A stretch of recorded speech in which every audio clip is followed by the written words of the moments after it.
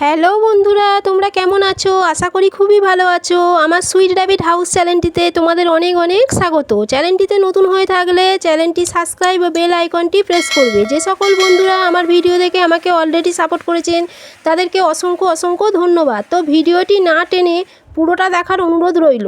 আজকের আবার একটি নতুন ভিডিও নিয়ে চলে এলাম। তো ভিডিওটি শুরু করা যাক।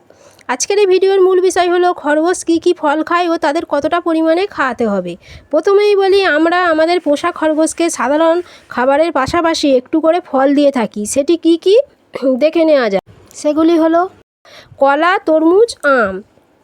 তো তোমরা স্ক্রিনে দেখতে পাচ্ছ বন্ধু, আমার খরগোশটি কেমন মজা করে করে কলা খাচ্ছে। কলা ওদের একটি প্রিয় খাবার, তাই বলে তোমরা দিনে 4-5টা কলা খাইয়ে দিলে সেটা করলে চলবে না। তোমরা 2-1 দিন ছাড়া ছাড়া একটা করে কলা খাওয়াতে পারো, তবে যে কলাতে বীজ আছে সে কলা খাওয়ানো যাবে না। এবারে বলি তরমুজও এরা খুব পছন্দ করে খায়, তা বলে আনলিমিটেড দেওয়া যাবে না। সপ্তাহে 2 দিন না হলে 3 দিন 1 পিস করে খাওয়ানো যাবে।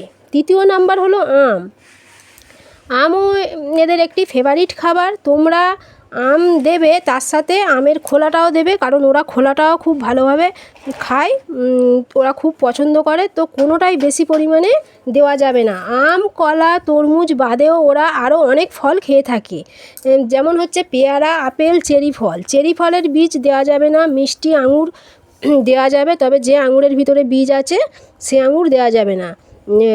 শসা 1 পিস করে প্রতিদিনই খাওয়ানো যাবে, তাতে কোনো অসুবিধা নেই। স্ট্রবেরি দিতে পারো, কিন্তু সেটা 1টা কি 2টো। কমলা লেবুর খোসা ছাড়িয়ে সেও 2-1 পিস করে খাওয়াতে পারবে, কোনো অসুবিধা নেই।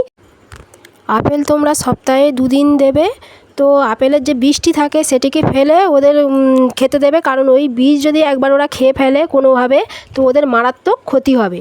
তো মাঝে মাঝে এই ফলগুলি সারা বছর যখন যে ফলটা পাওয়া যায় এইভাবে যদি খাইয়ে যাও বন্ধু, তো ওরা সবসময় সুস্থ সবল থাকবে, কোনো রোগবালাই হবে না।